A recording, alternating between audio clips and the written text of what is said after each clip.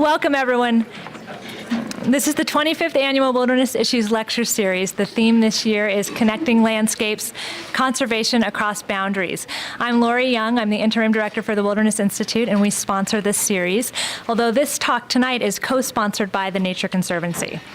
So tonight we're going to hear about the Blackfoot Challenge, which is a very successful collaborative conservation effort in the Blackfoot Valley just east of Missoula. Many people look to the Blackfoot Challenge as an example of how to bring together different kinds of people, ranchers, people who've recently purchased land in the area, snowmobilers, conservationists, Forest Service staff, Plum Creek employees, bringing these people together to pursue conservation at a watershed scale. What's impressive about the Blackfoot Challenge is that they not only get these people together in the same room and talk about what they want to do, they actually implement their projects on the ground. And so we've invited Jim, Bea, and Greg here today to talk with you about how they do this, what their approach is, what they're working on, and in particular their recent efforts to secure some of the lands that Plum Creek is selling. So I'd like to welcome our three speakers for tonight. First, Jim Stone, right here. He's the one who pretended to trip down the stairs, giving me a heart attack just a few minutes ago. Jim has lived and ranched in the Blackfoot Valley for all of his life. He describes himself as a recovering bobcat, and so you're probably going to hear some bobcat grizz jokes tonight, so be prepared. Although he said he's married to a Grizzly basketball player, or I guess a former Grizzly basketball player probably. Hey, that's a whole story on its own. And so I guess they have a mixed household in terms of who they're rooting for. Jim is the chairman of the Blackfoot Challenge, and he's also the supervisor on the North Powell Conservation District. I'd also like to welcome Greg Neidecker in the middle here. He's originally from Minnesota. He has a BS in Fish and Wildlife Management from South Dakota State University. Greg is a wildlife biologist with the U.S. Fish and Wildlife Service, and he works for a program called Partners for Fish and Wildlife, which is the U.S. Fish and Wildlife Private Lands Conservation Project. Greg also serves as the vice chairman of the Blackfoot Challenge and has been working in the Blackfoot since 1990. Third, Bea Hall on the far right here. Bea is the Associate State Director of Conservation for the Nature Conservancy, and he's worked for the Nature Conservancy since 1987. He has a degree from the University of Montana in Range and Wildlife Habitat Management. He's worked for the BLM, he's worked as a ranch manager, and he's also worked as a mine reclamation consultant. And he even told me that he's ground limestone for processing of sugar beets, so he has a varied employment history. And so I'd like to welcome all three of our speakers tonight.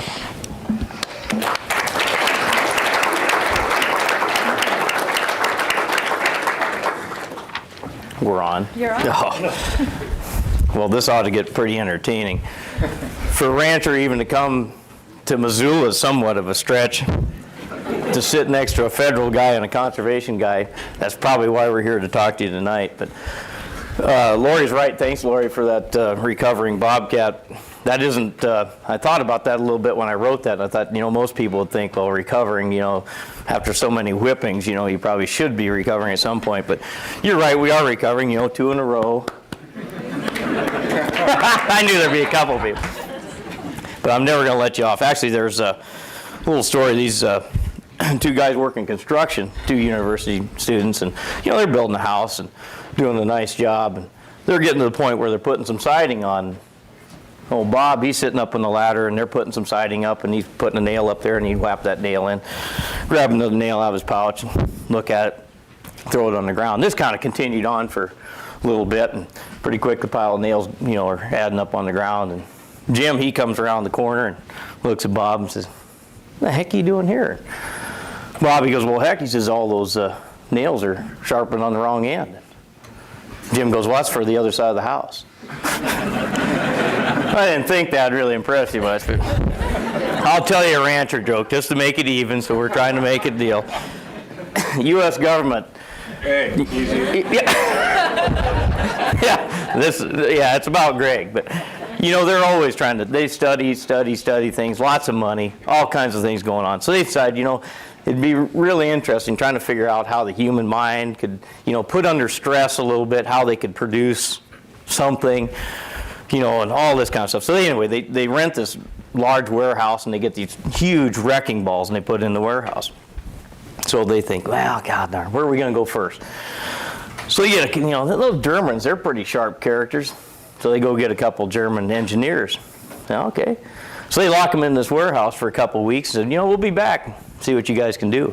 2 weeks, they come in, unlock the door, flip the lights on. Wow, I mean, these two German engineers sitting on this luxury SUV. I mean, it's got all the bells and whistles. Wow, that's pretty good. So, you know, typical, again, U.S. government. You know, that's only one part of the study. So, you know, I said, those Japanese guys, they're pretty sharp fellas. We'll get a couple of those engineers down. So they do the same thing, lock them in that warehouse for a couple of weeks, come back and they're sitting there on the table, you know, swinging their feet. And they got this tiny little computer. So we've solved all world's problems. Just ask us something. Come on, ask us something. I'm like, wow, that's great. Whoops, excuse me. So they, well, okay, again, you know, we got a little money left over. So they get a couple ranchers. They go, okay, guys, you got 2 weeks. They lock them in there. 2 weeks come by, they come in there, unlock the door, flip the switch on. The ranchers, they'd broken one of the balls and lost the other one. So if you think you're going to get good answers out of me, you're wrong. That's what these guys are here for. Actually, what we're going to try to do, and this is, I hope you guys have a good time. We want to, you know, you guys to ask lots of questions. If you're following me with that camera, you're probably bugging you, aren't I? Good luck. That's part of the game. What we're trying to do here is really show about partnerships and how things work. I'm kind of the, well, I don't know why, obviously probably not the good humor man, but kind of talk about some of the things that make a little sense to me personally as a private rancher. Greg's going to kind of jump right into what the challenge is really about, and then between all of us, we'll kind of finish up with this Plum Creek Timber Project, which is, I think, be real exciting for some of you. So I think in order to get a feel about the Blackfoot, you need a little bit of history that I can't really probably talk to you too much about, because I was probably wearing Pampers and about that tall. But my folks and a lot of folks in the Blackfoot were really involved. And you're going to ask this question, I think, throughout the night is, you know, is there a template that we can apply what the challenge is doing to Montana or to the national level? I'm not real sure. I answer that question different every time somebody ever asks me that. I think the important thing is there's going to be things that you can take out of this conversation tonight that do work. And we're not trying to say we've solved all the issues and this is where it's at. It's a work in progress. We've been in this for 10 years. That's nothing. But what I'm trying to tell you is it's actually been 40 years. Denny Iverson's part of our board up here, a rancher in Potomac. These folks had a vision years ago about how they thought the Blackfoot Valley should look. And I can't tell you what they thought. I've kind of queried my folks a little bit about that, but it was just a good bunch of people kind of doing the same thing we're doing, but not official, and getting together and, you know, having lots of meetings. You know, that's how you really solve it. It's meetings, you know, that's where it's at. These folks saw a vision, and it's really powerful what we're doing today. Some of those folks saw where we'd be at today 30, 40 years ago.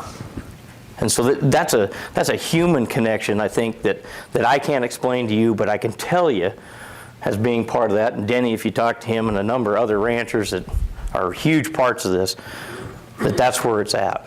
These people had a special bond, saw the potential for this valley, saw some of the downfalls, and how to improve that.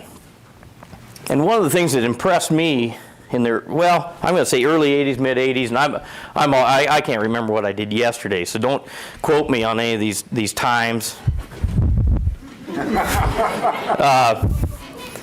Mid 80s, people really started to get together and looking at all the partners, landowners in the valley. And we kind of came together and started a local Trout Unlimited chapter, and it's called the Big Blackfoot chapter of Trout Unlimited. Say that fast. But what that brought together was all these folks.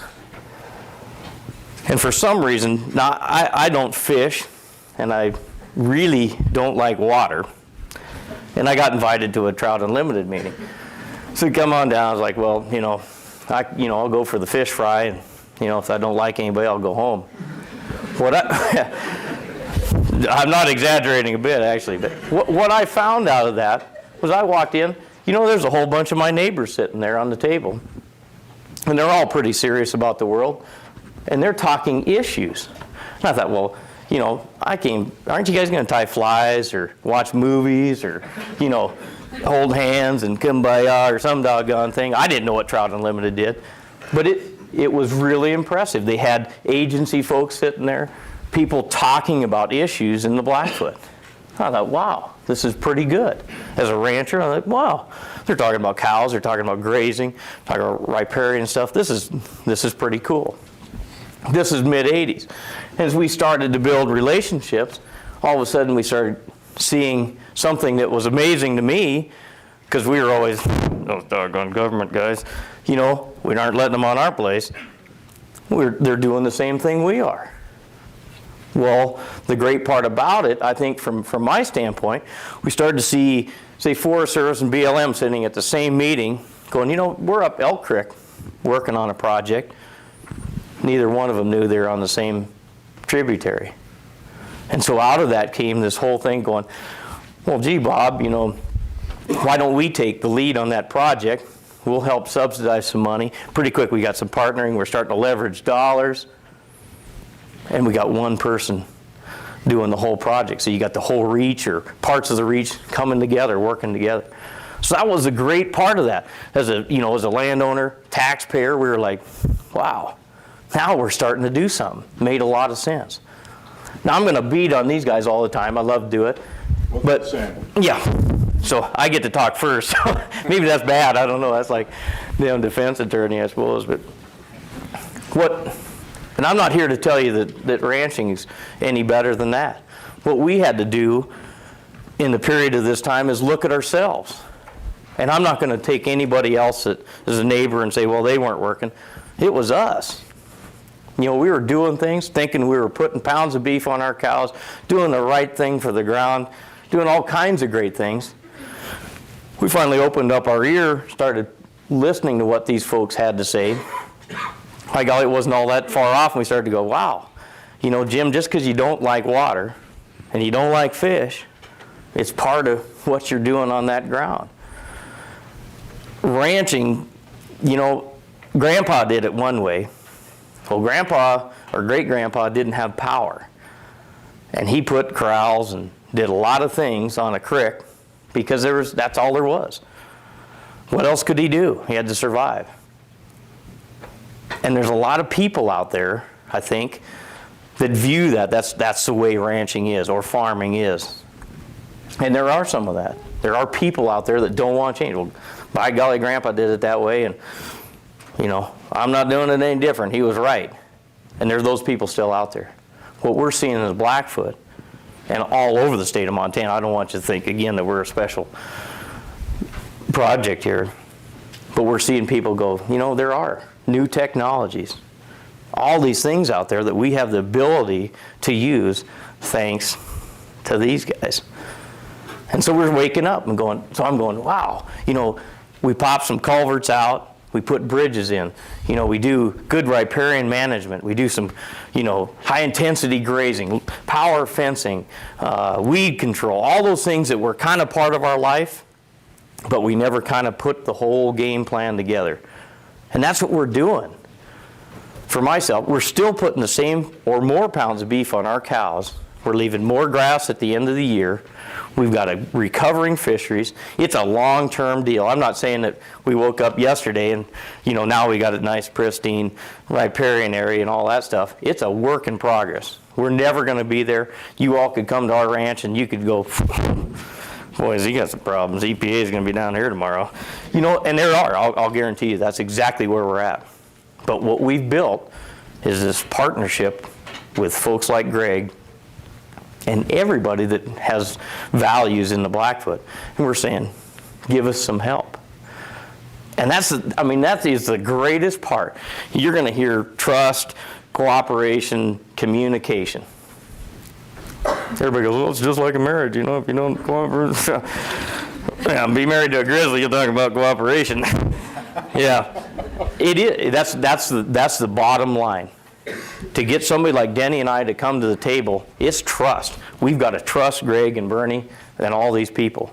And if you think that's a small task, we've got like 500 landowners that participate in the challenge. I know you're all going, what the hell is the challenge? I'm going to well, I get to go first, so I can do whatever I want. But feel free to take up all the time. Yeah, am I overfit?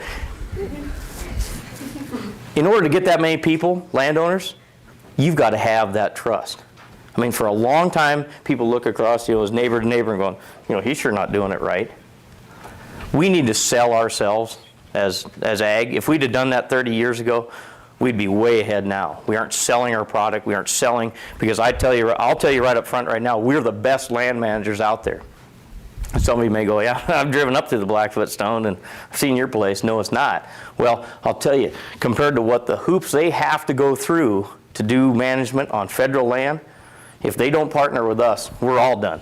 We're toast. We might as well quit right now. What we're getting now is all the technical expertise, and they can work with people that want to do the right thing on the ground, have the history, have all that stuff lined up. We're ready to go. We don't have to go through all that red tape. And what the turnaround is we're finding on their own ground, they're taking that, and we can help them by politicking. They're able to do some kind of productive things and move things along on federal ground. So it's powerful. I mean, I can't even tell you. I mean, I get accused of going to too many meetings and having my foot in the door or too many things, but to be honest with you, that's what gets me up every day, is because I think, I've got a 4-year-old son who the money to get him through counseling from a grizzly bobcat issue, ranching's not even going to be a problem for him. But to keep him on that ground is going to be intense. And if we don't pull our proverbial heads out and really look at the issues and deal with the issues, not about what's right for me or what's right for Greg, but do it as a community, do it as a watershed, long-term vision. You've heard, and you'll hear Greg talk about ridge top to ridge top. That was what's wrong. You go to Trout Unlimited, everybody's got their blinders on, fish, fish, fish. We stepped outside that and said, it isn't bank to bank management, it's ridge top to ridge top. You can do all you want in the creek bottom, but if you don't do the right thing on the ridge top, you're not getting the job done. So I'm going to ask you, out of all this room, how many of you are going to grow up to be ranchers? Oh, come on. It's big money. Look at this, huh? Shit. How many of you are going to do something in natural resources, biology, wilderness? I don't know all the terms. I'll tell you one thing you better start doing is you better start going to communication classes, sociology, whatever you want. You can be the best expert, and you can come to Denny and I and say, well, you guys got this problem and this problem, and this is how you... If you can't communicate with us, you're done. Completely done. That's what these guys right here is their top deals. They can come out. We've made them part of the community. They are part of the community. We golf together. We go do all kinds of things together. We pulled them in, made them community members. If you don't do that, if you don't get in kind of under our skin, you can be the smartest person in the world. You're never going to get it on the ground, period. And I hope you'll ask questions, because I'm going to point out some people. Denny Iverson back here, and I think he'll back me up on that. He's going, oh, shit. Well, that's basically it. But this challenge thing is something that's 10 years old. Our mission, real quick, is, it's preserve the integrity of the natural resources for present and future generations. Real simple. That's what we do. We keep it simple. We talk a lot. It's powerful. So I'm hoping out of all this stuff, you guys will ask lots of questions, because I can gab all night long and you won't learn a thing. But I'm going to turn it over to these guys that will really put this on the ground for you. But there's a lot of people. Just remember, there's a lot. It isn't just us. We get all the glory to stand here and, talk to you guys about something that's really special, and it is. And just remember that trust thing. I wouldn't be here tonight. I darn sure wouldn't be talking to you tonight if we didn't trust each other and work together. And that's, it may sound corny or not. I won't cry. I'll try not to, but it's pretty damn powerful, and you got to believe it. And I think you'll hear it out of these guys. So. We don't like each other. I'm off the air now. We don't like each other, but we trust.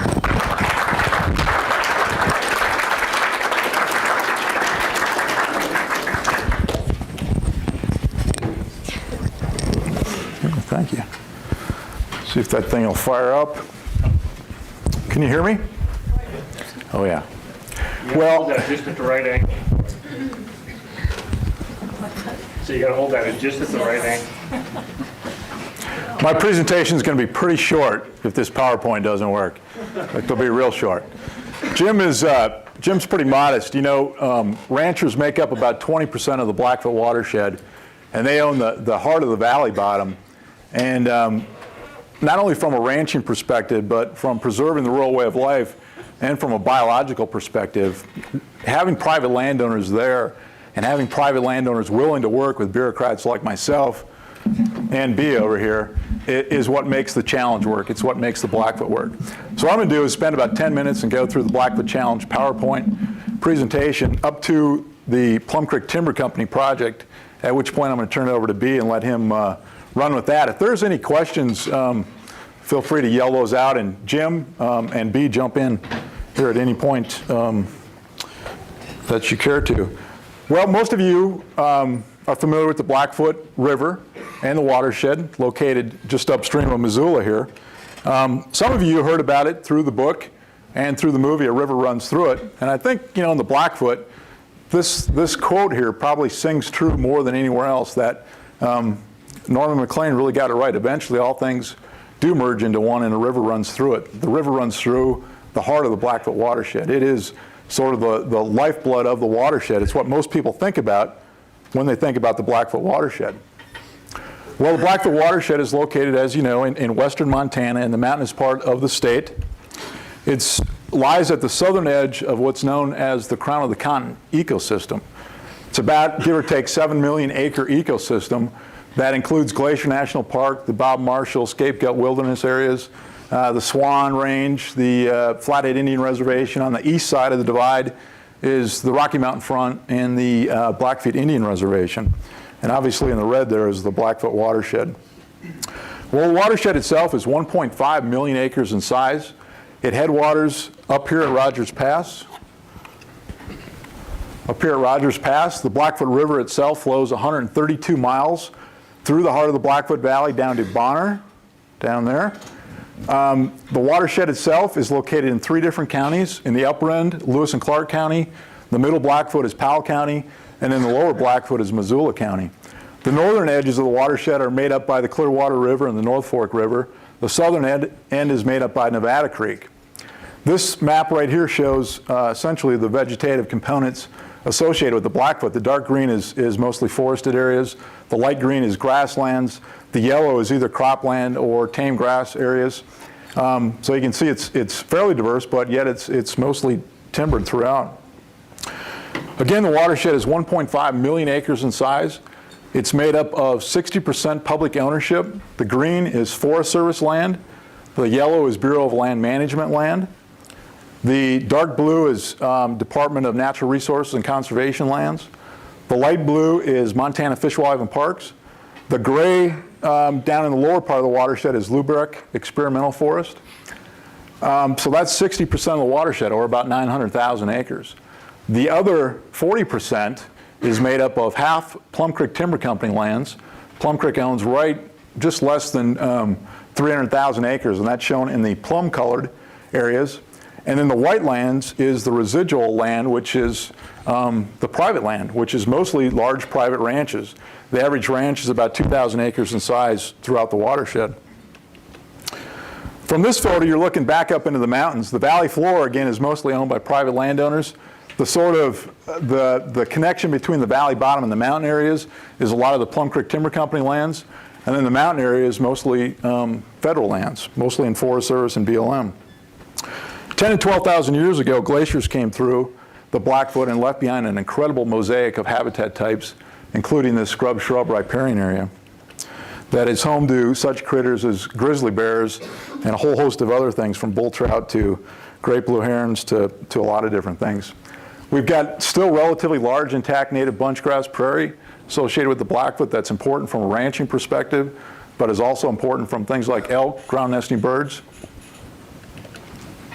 We've got over 1,900 miles of perennial flowing streams that make up the watershed and make up the Blackfoot River, which is what you're seeing right here. This is in the lower end of the watershed. We've got just over 2,500 households in 7 different communities within the watershed. We've got just over 5,000 people that actually live year-round in the Blackfoot watershed. You see the communities Lincoln, Helmville, Ovando, Seeley Lake, Greeno, Potomac, and Bonner. And thanks to the ranchers, from my perspective, the Blackfoot Valley is still relatively intact. You drive up a lot of other places in Montana, I won't pick on any places, but a lot of other places in western Montana, and you don't see large open expanses like this. The Blackfoot is truly special, and I think, Jim was touching on it, but if you think about it, what's important to ranchers? Good grass? Good water? Yeah, good timberlands? What's important to wildlife? Good grass, good water, good timberlands. Hell, we got everything in common. And thanks to these guys, this is one of our board members, David Mannix, the valley floor is still intact. It's not subdivided. It's not lost forever. It still maintains those ranching traditional operations and still supports a lot of the biological critters that some of us are interested in. However, the watershed is changing. What used to be our main commodities, mining, timber, are no longer that big in our watershed anymore. Some of you might say, well, maybe that's good, but times are changing, and I think Jim touched on it a little bit.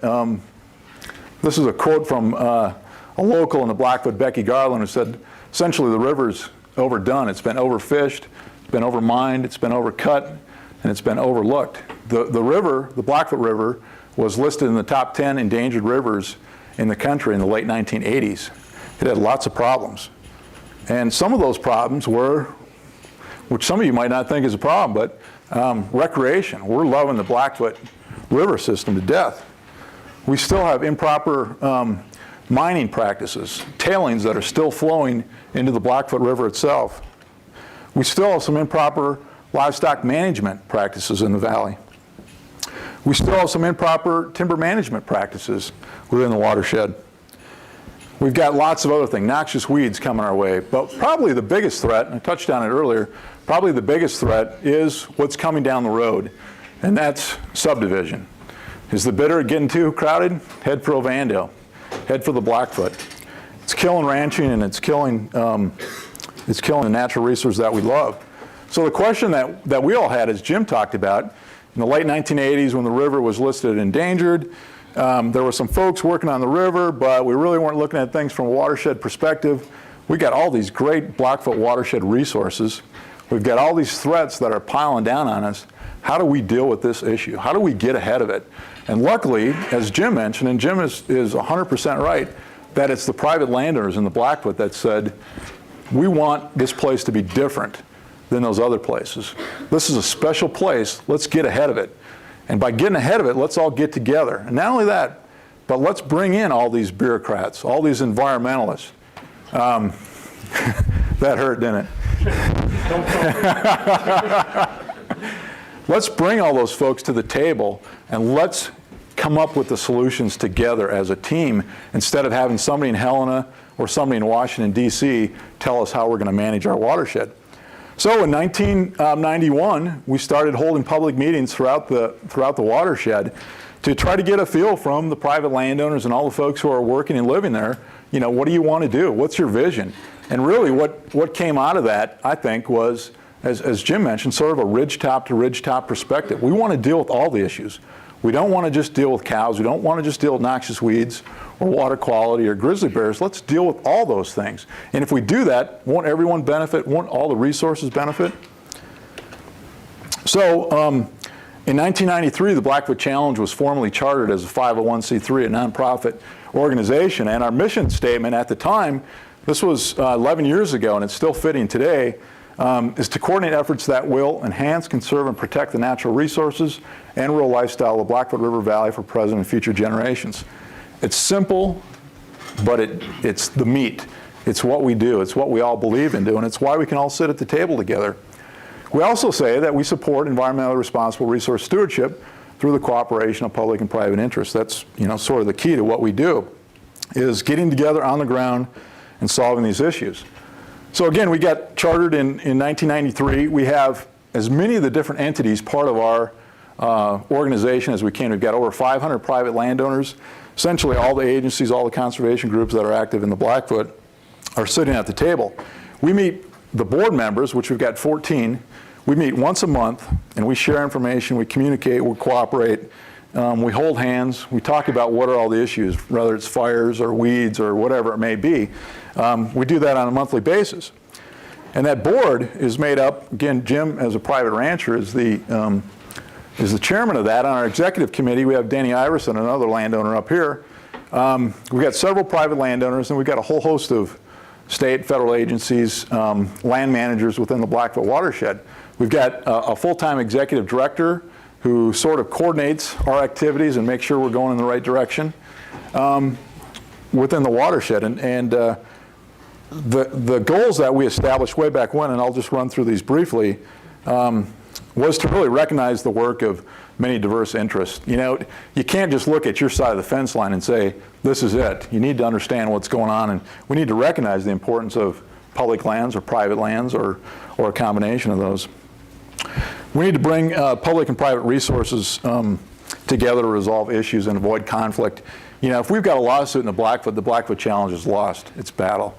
The whole thrust is all of us working together to solve these issues, so we don't need to go to that avenue. Exchange information is extremely important. At one point, we had all these agency folks out there running around doing bull trout stuff, grizzly bear stuff, ground nesting bird stuff. They were running everywhere up and down the valley, and the private landowners had no idea what the heck we were up to. Can you imagine, from a private landowner's perspective, all these government rigs driving back and forth, what they must have thought?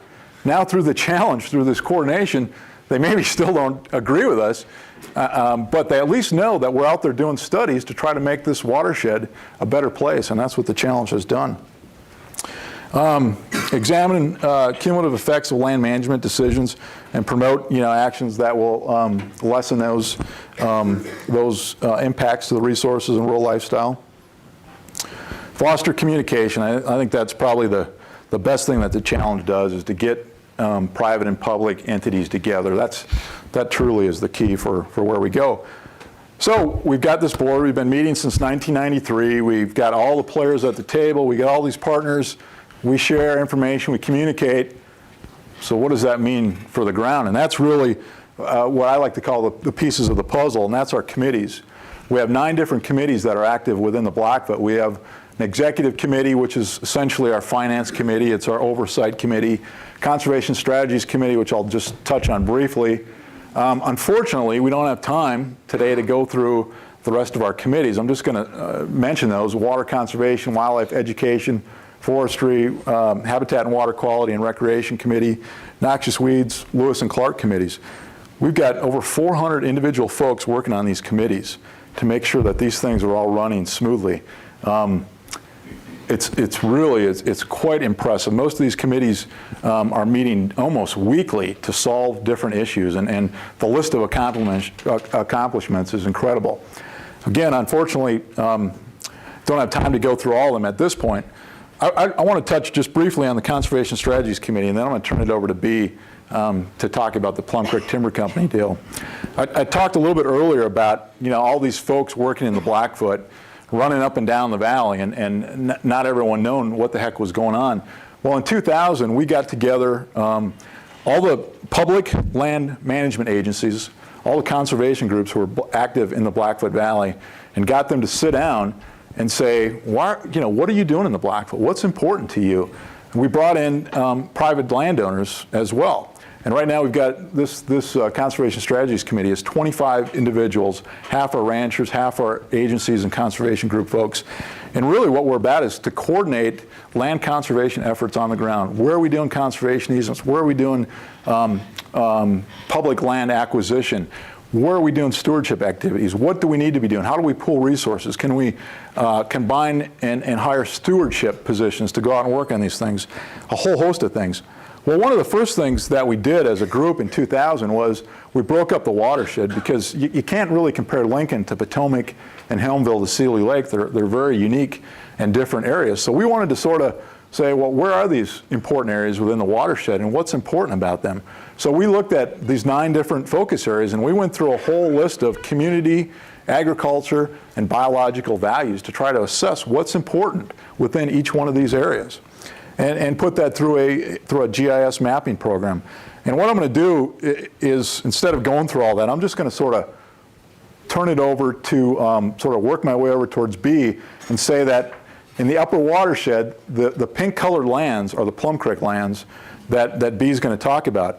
Well, what's shown right here is our important wildlife linkage zones. These are important for grizzly bears, for elk, for moose, a variety of things. And you can sort of see how those linkage zones overlap with this Plum Creek land and how they connect this critical private lands on the valley floor to this public lands up above. Elk Winter Range is sort of the same thing. You look at the Plum Creek lands, the private lands, and how they connect, it all ties together. Critical grizzly bear habitat, again, it definitely overlaps with those areas. And I think what really happened with the challenge, with the Conservation Strategies Committee related to the Plum Creek Timber Company project, is that we had these 25 people sitting around the table, and we identified these key Plum Creek Timber Company lands, and we all sort of sat there going, boy, what happens if Plum Creek sells those and subdivides them? And this fine young lad right here said, maybe we've got a solution for this. And that's called our Blackfoot Community Project. So at that, I'm gonna turn it over to B and let him explain exactly what this is and what we've done.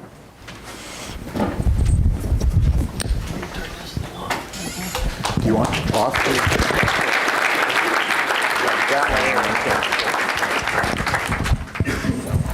Okay.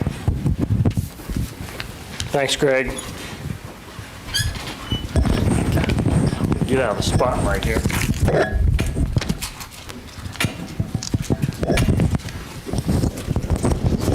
You're all alone now. Okay, well, I wrote down my talk here. I got 4 things, and these guys have already talked about 3 of them, so it's going to be short. I'm pretty good talking to Jim and Greg, but a crowd like this can be kind of intimidating. But luckily, I went to here a while back. I went to a little a session, one of kind of these self-help kind of things, about talking in front of groups. And typically, I get in those kinds of things. They have breakout sessions and all that kind of stuff, and I get really nervous about any of that kind of stuff and kind of shut down. But I came away from this with a confusing message, and maybe I had been shut down when the guy was talking about it. But he said, just look out at the crowd and imagine that you're naked.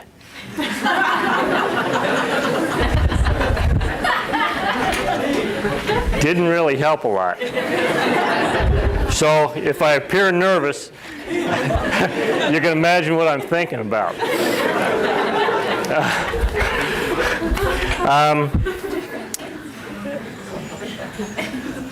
I'm going to just ask you to take a look at this map and look at the pink lands are the Plum Creek lands. And you can see how they kind of circle the valley up around the edges. Plum Creek Timber Company, as you can imagine, the central part of the valley is the grasslands, and as you get up more towards the fringes, you do start to get into the timberlands. And you saw those maps that Greg showed you that showed the different biological values in the valley. And so if you just kind of keep that in mind, it'll help you make some sense about what I'm going to talk about. And then we can turn this off and we won't need to have that up there. I want to talk just a few seconds about the Nature Conservancy's history in the Blackfoot Valley. In the mid-70s, when I was a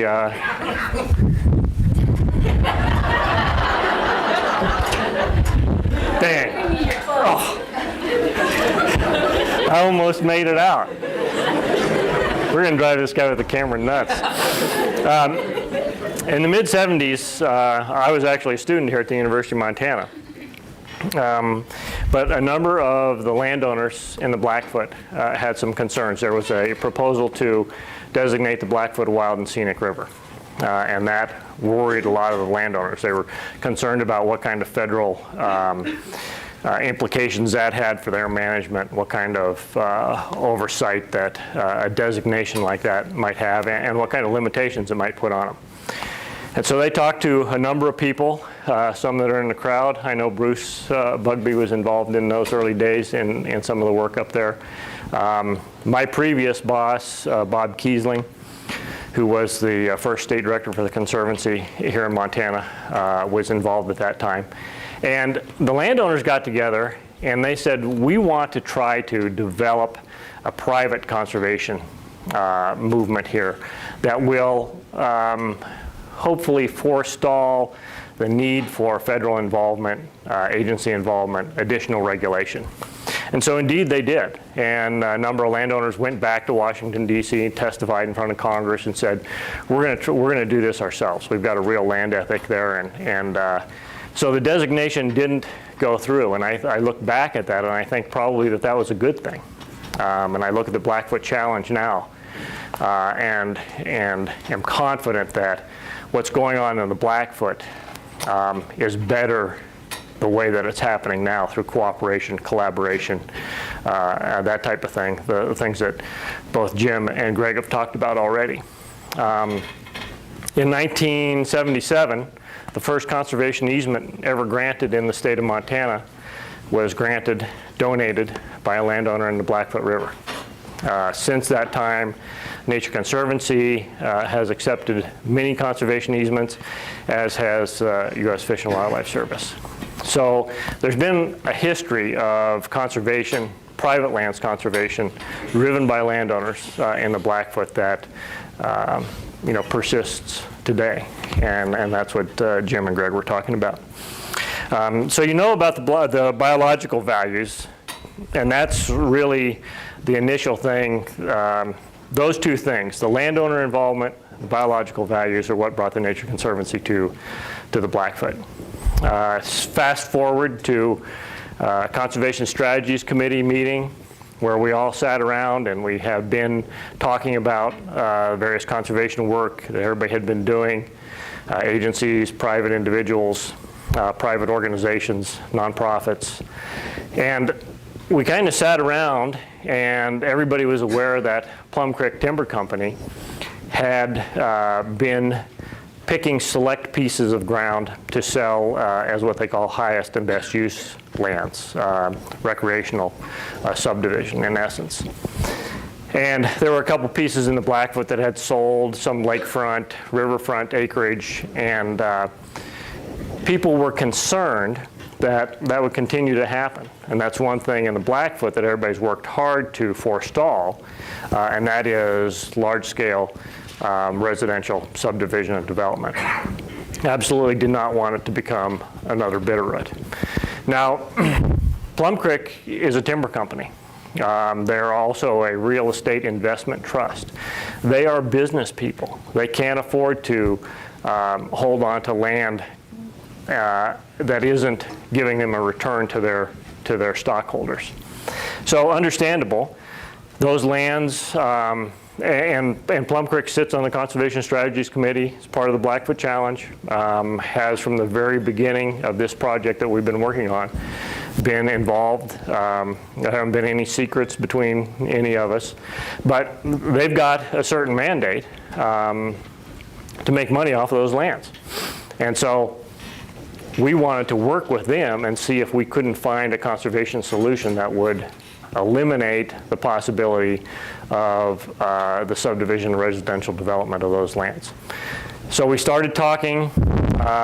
Like Greg said, I'm not quite sure where it happened, if it was at Trixie's or if it was up at Tupper Lakes or where it was. But we looked at all those lands. They lie in those critical zones around the edge of the valley. If they did get developed, it'd be problematic.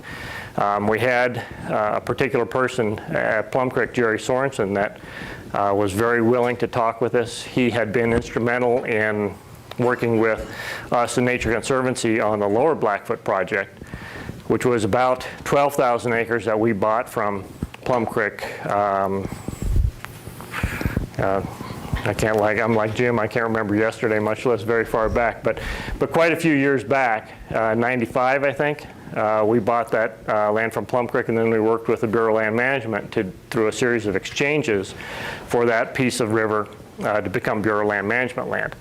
That's the piece of river that you all float down in your inner tubes, and the piece between 9 Mile Prairie and Johnsrud Park. Probably where that picture was taken of all those people in the rafts and the inner tubes and the kegs of beer. And yeah, I only know that because I did it myself when I was a student here. Sounds like fun now. Yeah. Gosh, what are we doing here? So Jerry agreed to work with us, talk about various options that we might employ in relation to a conservation solution for those Plum Creek lands. We talked about conservation easements, and finally, we just got the wild idea of, why don't we just buy it all? And there was kind of silence around the room. Everybody looked at each other and said, well, how in the hell are we going to pay for 89,000 acres of land in the Blackfoot? And we said, well, let's not worry about that right now. Let's think about how we can do this, and with the power of everybody sitting at the table, we felt pretty confident that we could put something together.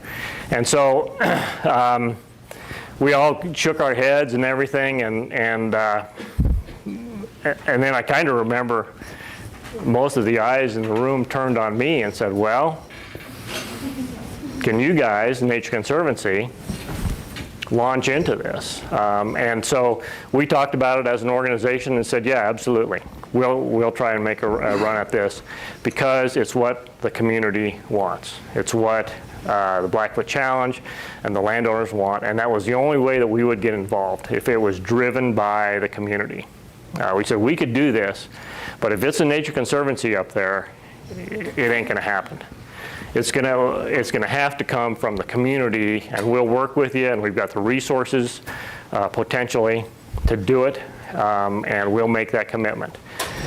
And so we went forward, and over a period of, gosh, at least 2 years, we negotiated with Plum Creek, and one price was up here and our offer was down here.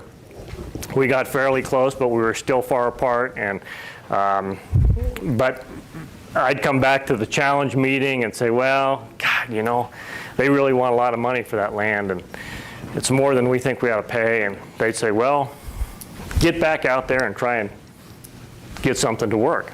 And so after they shoved me out the door a number of times, and we had different people working at different levels within our organization as well as Plum Creek's, we were able to strike a deal.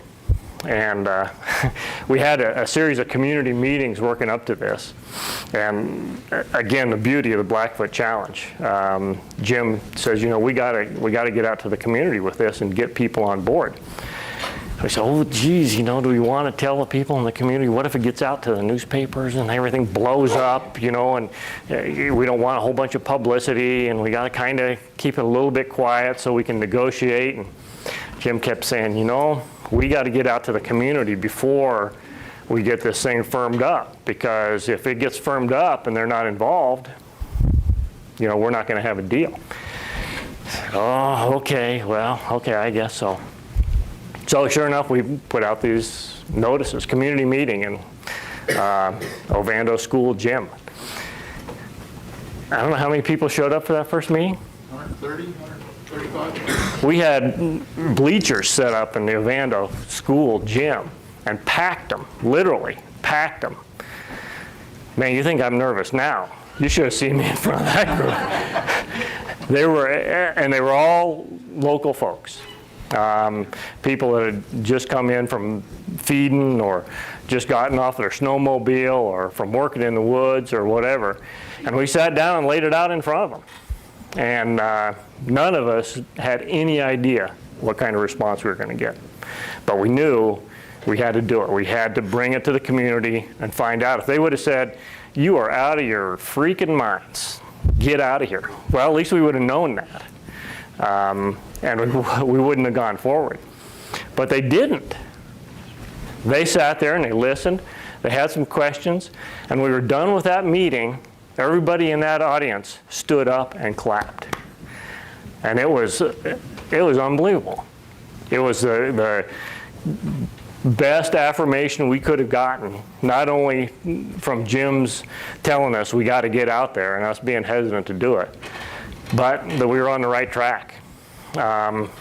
We followed that up since then with 8 more community meetings. Last one we just had Lincoln last week or the week before. A couple weeks before that we were back in Ovando again. So like I say, that's the key to this whole thing, and it always has been, is the community support. And we as a Nature Conservancy, like I said, have the resources and we're helping them, but we're kind of acting as the bankers and facilitators. So now we've tied into this thing. We've got under contract about 42,000 acres. We now own close to 18,500 acres of that Plum Creek land that we just closed on. We'll close on another 19,000 and some in May, another closing in August on the final bit of the first phase of it, which will, like I say, will be around 42,000. And then in 2005, we have to start exercising options that we've got over the remaining 47,000 acres. And we've got a series of options in 2005, 2006, 2007 to buy the rest of those lands. Some of them will go to Bureau of Land Management, some to the Forest Service, some to DNRC, some to Fish, Wildlife, and Parks, some to private landowners. We'll have a mix of conservation easements as well as acquisitions by those agencies and private landholders. So it's a big project. It's the biggest project in its totality, the biggest dollar-wise project that the Nature Conservancy has ever done nationally, right here in our own little Blackfoot River Valley. So that's pretty impressive, I think. But I got to tell you, I go back to, and my boss, Jamie Williams, after they'd push me out the door, I'd have to go stand up in front of him and tell him, "Yeah, we can do it. You know, I feel confident we can do it." And he'd look at me, and I knew that if we didn't do it, I was going to be looking for a tall building to jump off of. That there would be some serious consequences. But we're all confident that we can do it. And the reason that we're confident we can do it, and the reason that Jamie agreed to do it, he'd get wet feet and I'd say, "God, we got to go up and meet with Jim. We got to go up to the Blackfoot and meet with some folks up there." And I'd haul him up to the Blackfoot and we'd sit down and meet, and he'd come away and say, "Yeah, we got to do this. We got to do this." And then he'd start to get a little nervous again when the dollar signs started going up and talking $70 million. Oh boy, I don't know if we can do this. Let's go up to the Blackfoot. So we'd go up to the Blackfoot, we'd have a couple beers at Trixie's with some of the local people, and he'd come back, "Yeah, we got to do this, we got to do this." So that was the ticket, and it continues to be the ticket, and it will always be the ticket throughout this whole project, and that is the local support. We can't do it without county commissioners. We've talked to all the county commissioners all along through this thing, and they've continued to voice support, gone back to Washington, D.C. with us, talked to Conrad Burns, write letters. It's just inspiring to work with this group of people. And with that, I'll end it.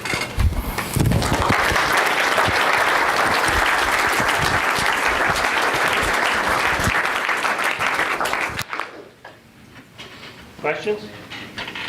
None, thanks. All right.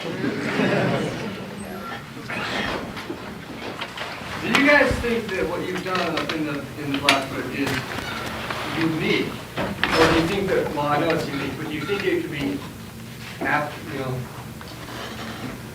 do you think the lessons you've learned can be carried on to other places? Or do you think it's just kind of a product of a unique situation that was up there? Do we need to talk into these, or do we have? It'd be great if you could. Do we? Okay, that'd be You great. could pass the microphone, take the microphone back and forth too, if that's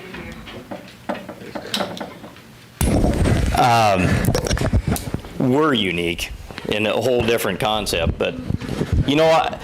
We've been asked that a lot, but you know, we get the luxury of traveling around a little bit to different watersheds, and you know, I really don't like being put up on a pedestal of any sort, because I don't think we've accomplished even a tenth of our goals. That may even be large. But you know, there are things that we're doing, and I think it's more about people. You know, there may be resource things and project things that you can't replicate somewhere else. But if you and I can converse on this kind of level, that's what it's about. If you choose not to converse with me for some personal reason or not, then we have a problem. If we can all at least sit down. And the great thing about the challenge is it's a consensus organization. We don't want to fight people. We don't always agree. But I think it's been said 100 times, if you can agree on 80%, is the 20% going to upset the whole deal? So we spend, the 80% is gravy. We work on the 20%. We'll probably never be there, but it's still worth doing. So this conversation like this is what it's all about. That's what we can take to other people, and that's what we've been doing out, you know, whether we go to Oregon or wherever we go. It's not telling somebody, you know, you guys are coming at this wrong. You know, you need 5 more ranchers than you do. You know, it isn't about that. It's how, if it works for them. But it's working together and not, you know, knock that chip off your shoulder and, you know, come together and do the right thing. Look long term. What are your kids? What's the future of that land? And it's simple to me, and it took me, you know, years to figure that out. 43 years, and I'm still stupid. But you know, it's worth doing. I'll tell you that. I'll just add one item to that. From a biologist perspective, 99% of resource management is people management. And the thing that I think you can take away from the challenge is what Jim mentioned, is that getting the people together. It's not going to be the same some other watershed, some other state, but if you bring the people together, you bring all the players to the table, and you flush out these issues, you're going to be successful with resource management. And that's the takeaway message from the challenge. I feel like we should be singing or something, doing some kind of a little deal here. The only addition that I would make to that is that you need to respect everybody in the group, and that's one thing that the challenge does real well, is respect what each person brings to the table. It's easy to start into one of these things and then just throw your hands up and say, oh hell, these guys, you know, are a bunch of idiots and they don't want to work with us, and walk away from it. But if you've got the constitution and the will to do it, and you respect everybody at the table,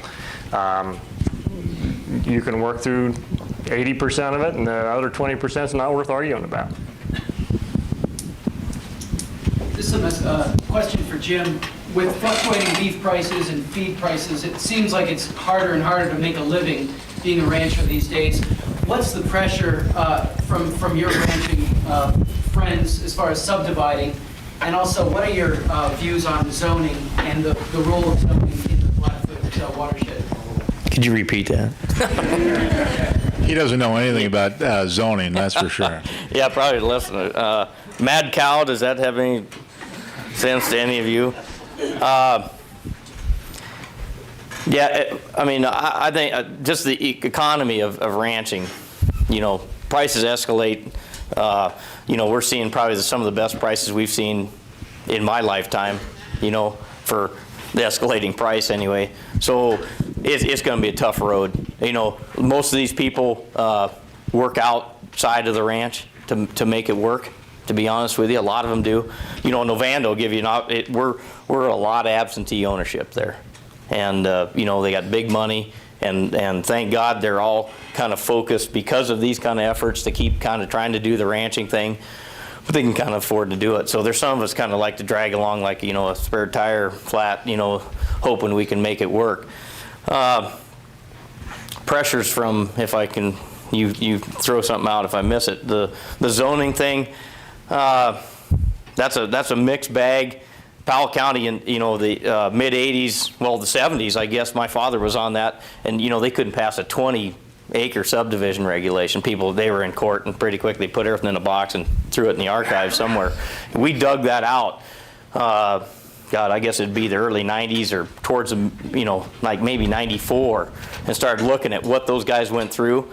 And there was just some things coming into the valley. We sort of were scratching our head going, God, is it, you know, should we be thinking about getting together? Powell County had no master plan whatsoever. You could do whatever you wanted. The end result was we did get a master plan designed for the county. And just an example, the Ovando Helmville area, just the school districts, they went ahead and passed a resolution for a 160-acre restriction. Now, nobody's throwing anything yet. You go to Ovando and some other places, sometimes people are starting to throw stuff at you because they're going, you know, okay, smart guy, you know, now your son wants to do anything, can he afford to buy 160 at $5,000 an acre? And we're going, ooh. So, you know, the point being here is we gave everybody notice and put them on that, hey, you can't come into Powell County and just do, you have to buy into this concept again. You have to work with the challenge. You have to work with the individual communities, work with those leaders, see what they want. And so now they're going back through that 5-year plan, and they're going to, I'll guarantee you, they will redo that 160 to some, I couldn't tell you what it's going to look like. I'm not on that board anymore. But we've kind of set a standard. We kind of, you know, got the basement filled up. We're ready to go. Now we can talk about issues and say, yeah. I mean, as this Plum Creek thing comes into the deal we're talking about, how do we keep some low-income housing in Lincoln, Seeley Lake? How do we find some places for some of those guys that are working on those absentee owner ranches? They can't afford to buy anything. So do we find them 5 acres somewhere? So, you know, it's all part of the plan, but it's something that fits the large plan, not just something that just goes, well, because I can, I'm going to do that. And that, you know, that's what I think the positive side. You could talk to 50 different people in that valley and they'd give you a different answer whether they think that's good or bad, but that's my justification. Was there a third part of that? Shut up? Yeah, okay, I can do that. I'm curious about how the landowners feel about the issue of federal ownership and control, and that, I mean, it sounds like it's not all worked out yet, but that there's going to be substantial land holdings that go to federal ownership and control. And when with that history about the wild and scenic rivers, I mean, that's only, I can't remember if it's quarter mile or half mile from the riverbank. I mean, we're talking peanuts in terms of the acreage that this proposal is going to include. And so just, is the difference that it was your idea, that it originated with the people? What is the difference? What's changed? You know, the wild and scenic thing, I'd touch on that. I mean, we went to a conference once, and, you know, that's hammer. You know, if you get that, the river's safe, but, you know, the heck with everybody else. Right. We're going to protect that corridor, and that's all you get. And if somebody steps out, we're going to, you know, we walked into something that was a partnership, kind of set up watershed approach, and we're on a panel with a bunch of people, and they're going, well, my God, we'll bring our lawyers in, and you boys ain't cooperating, we're going to get you. You know, like, holy cow, where's the watershed approach here? That's what happened in the Blackfoot was, you know, there is a better way to do that. As far as the, you know, what came out of those community meetings was people said, you know what we want is to be able to do everything we've done. Plum Creek Timber, I mean, you can knock them down as much as you want. They've been the best private landowner for you and I as anybody around. You could do whatever, you can recreate, you can go, you can do whatever you want on that land. Well, I'll tell you, that was the first thing that came out of all those communities went, we sure want to snowmobile. Well, we want to hunt, we want to, you know, but by God, we don't want to, you know, we don't want too many people next to us. So, you know, that was the first. Keep it rural, you know, access, recreation, all those things were top of the list. So, you know, then you started planning, well, so who would be the best land manager there? I think, well, I don't ever want to speak for Denny, but there's certain land, you know, agency owners out there that are really friendly to ag folks, to helping, keeping grazing, doing some sort of timber management, that kind of thing.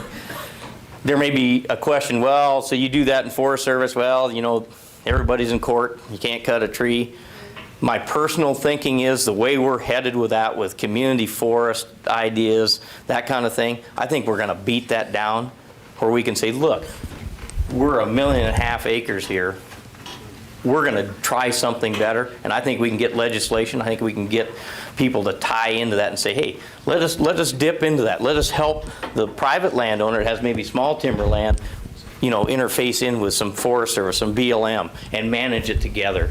Do the right thing. So there are some people that have some hardship. Ah, God, boy, we just soon it was state, or we just soon it was BLM. There's always those questions, but a general comment for me would be not, you know, I mean, they're partners. These people are talking weed control. They're doing all the things. They're going, you know, Denny, how do we keep you on the ground with your cows? We want to keep your cows on there because it's a management tool. I mean, it's not about whether you like cows. I mean, we could have giraffe out there if they could winter. You know, hell, they do better than moose. They go, not that we get any snow anymore, but I mean, the point is it's about management. It's not about what's on there. Do the right thing. So, you know, these guys left out the best part of this whole Plum Creek thing. There's going to be 5,000 acres, possibly, right in Ovando Mountain. If anybody's been to Trixie's, you look, boop, their yard, it's going to be owned by the community. Now, is that a cool thing or not? Now, it's out my back door, so I think it's really cool. You know, but that was what started it. People said, God dang, this is the one last frontier to get into the Bob, into the scapegoat. If we close that off and we have, you know, trophy houses and everybody's out there, you know, and everybody's tacking their orange signs up right along next to me doing it, you know, you can't have him in there. What's that going to be?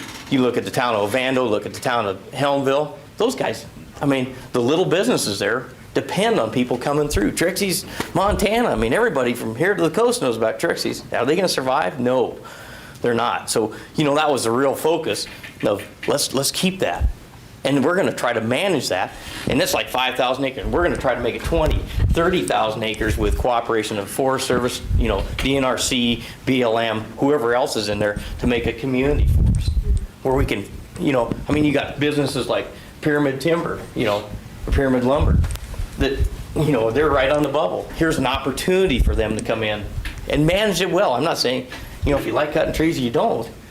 It's part of our heritage as much as cows or anything else. And it's part of the deal. You can manage it as a whole. So, I mean, these guys, I mean, they're talking about raising money. Now, there's some money that's got to come from, you know, private, how do you say that? Philanthropic. Yeah, what did I get my little, I got a thesaurus down here or something. But, thank you. It's my understanding that the Nature Conservancy isn't going to hold on to any of the lands that it's kind of brokering the deal with. And in the ultimate end, I mean, I fully support what the process is going on, but isn't the land going to be more subdivided than what it was prior to owning it? It's going to be with several different agencies, private individuals, and what's going to determine which private individual can buy some of that land or the easement? Okay, good question.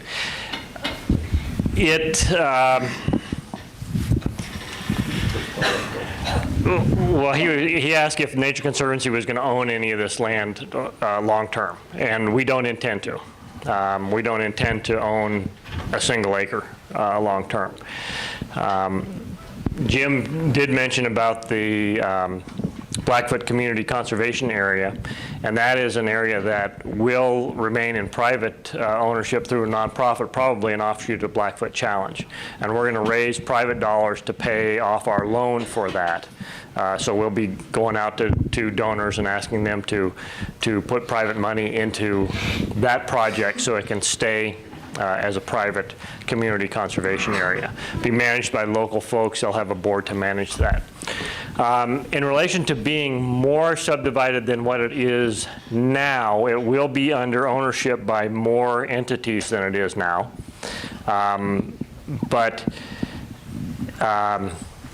Our anticipation was that that was not going to always remain Plum Creek timberland ownership. Plum Creek's harvested a lot of the timber off of it. It's a long way from their mill. It's getting uneconomical for them to use it as timberland. There's going to be a fairly lengthy rotation now that they need to go into before a lot of that ground will produce merchantable timber again. So there's a pretty good chance that they would be looking at least some of that land as HBU lands and selling it off in smaller parcels. We are working through the Blackfoot Challenge. All of this is going through the Blackfoot Challenge. Greg mentioned the committees of the Blackfoot Challenge, and you saw how many were there? 12? 9 committees. 9 committees. Well, you want to talk the Department of Redundancy Department. We took the Plum Creek Blackfoot Community Project, this Plum Creek land deal, and we created about another 9 committees. We've got a dispositions working group who's developing a plan that has some of the requirements that committee is going to look at in relation to private land sales.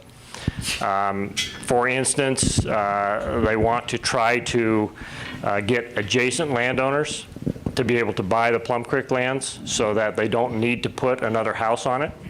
Or remain just open agricultural land. We're trying to raise money also for conservation easements, both privately and federally, so that those lands will have conservation easements on it. Potentially private landowners can have a conservation easement purchased on their existing ranch land, take that money, roll it over into buying the Plum Creek lands, so that we'll be able to facilitate them being able to afford adjacent lands to their existing holdings.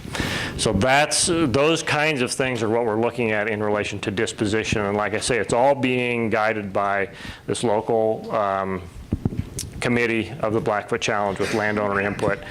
Nature Conservancy, really, they're developing it, and we sit on that group, the dispositions working group, but pretty much we're following their lead. And they're the ones that are running the meetings, going out to the communities, talking with the adjacent landowners, people that are interested, and not interested in selling 20 acres to some guy from New Jersey who wants to come out and live in the Blackfoot Valley.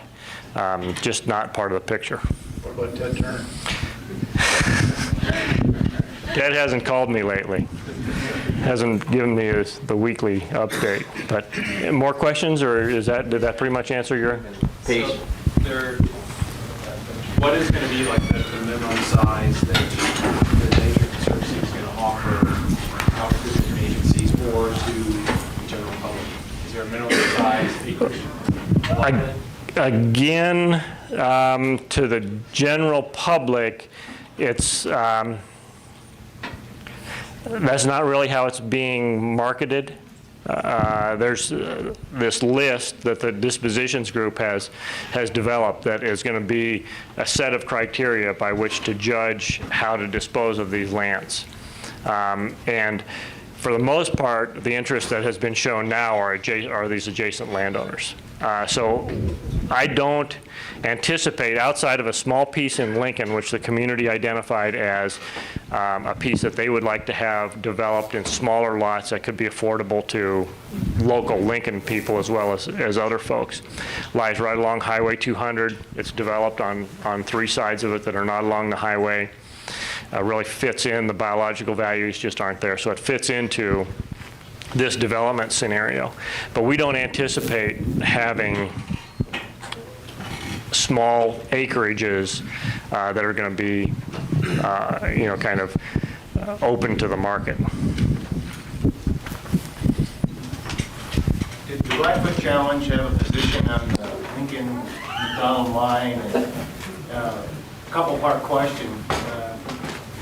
If you did have a position on the mine, did the Blackfoot Challenge group and the collaborative effort you have become stronger because of that conversation?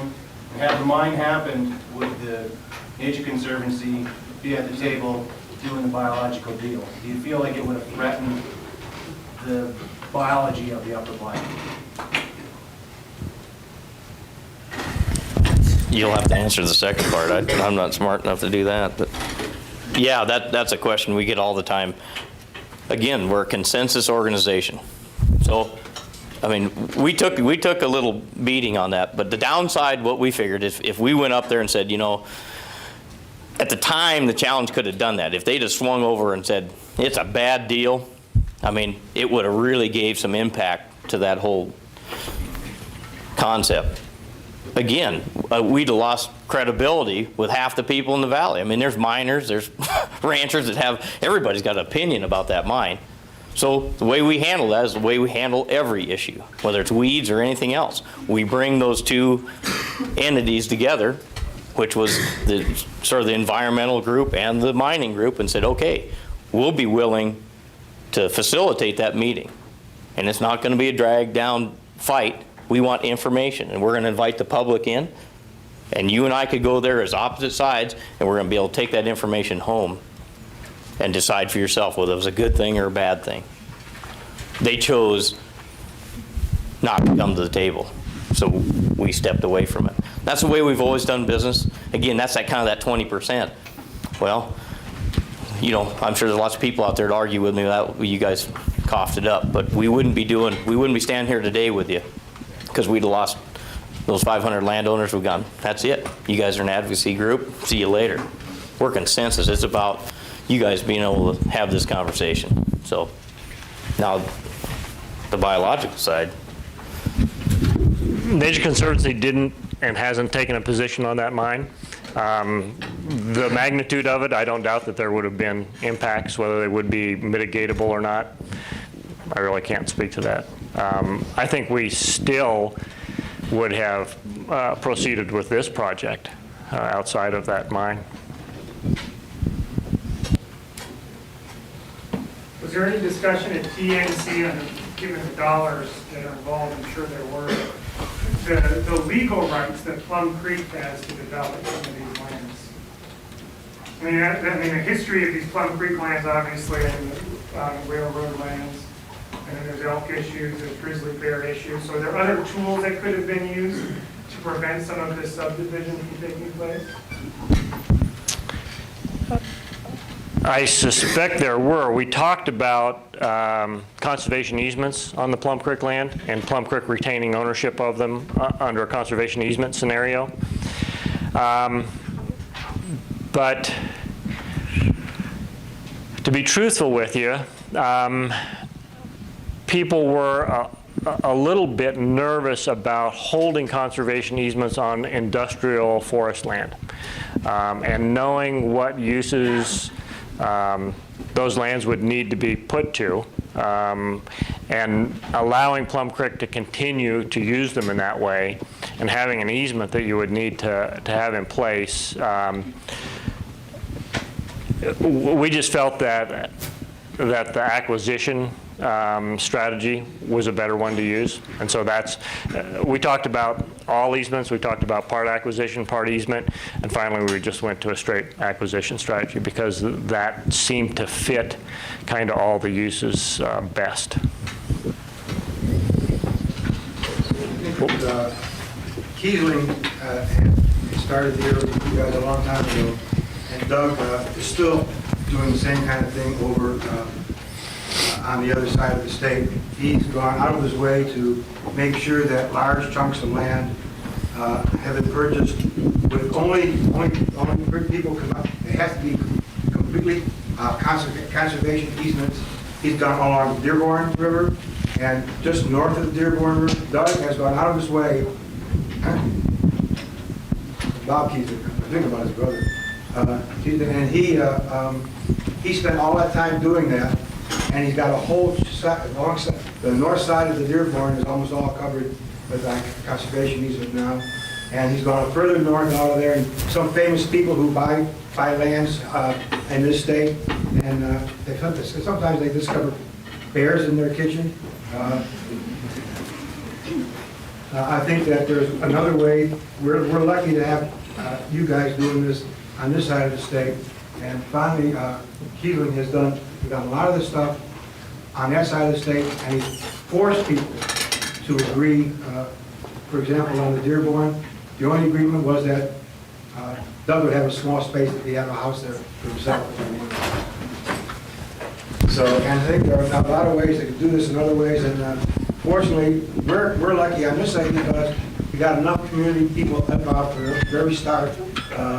And it's nice because I'm on the state board for river recreation, and I came out here to listen to you guys and tell you that we're going to be happy. Some of you guys, you can tell people you can't stop on your land anymore. And you have to flow through it, and sometimes if you park on the land, that's okay. But sometimes you might be able to destroy your land, and we want you to stop doing that if possible. And our state board right now is trying to get people so that they understand that it's not free access forever on all the rivers in this state. Thanks. Yeah, you won't get me to argue about Bob Kiesling being a great guy. So, other. How many hours a week do you think the people on the 9 committees put in? And then how long are they going to continue to have to do that to make this whole thing go all the way through? That's a lot of time. That's basically a whole job. It is like another job, and it's amazing the amount of dedication that the folks that are working on this. And it's like Jim said, you know, I mean, we've got hundreds of people putting in their own personal time, extra hours. It's mind-boggling, and I don't see anybody stopping. You know, that's where you get fired up to do stuff, is working with these folks, and you know, the trust that's generated and the respect that's generated in those groups, and that's the only way we've been able to do it. So. Yeah, I would just add with the 9 committees, we've got 28 contractors under contract right now with the Blackfoot Challenge to help coordinate these different committees. Then we've got 400 or 500 volunteers who are volunteering. We don't have a meeting every day, but dang near every day, and every day we're on the phone dealing with issues related to the Blackfoot Challenge. So there's literally thousands of hours, and my boss in particular keeps asking me, Greg, when the heck are you guys going to be done in the Blackfoot? And well, we're never going to be done in the Blackfoot because there's always something coming around the road, whether it's noxious weeds or, you know, diseases or whatever it may be. So we're here for the long run, and hopefully we can maintain this type of collaboration and you know, really pull this thing off into the future. Well, I'd like to thank our panel for coming and sharing.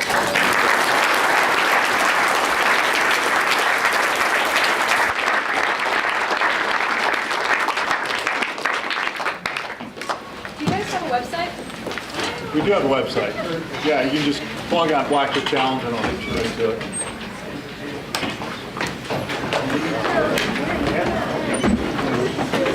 Great job. Thank you for the opportunity.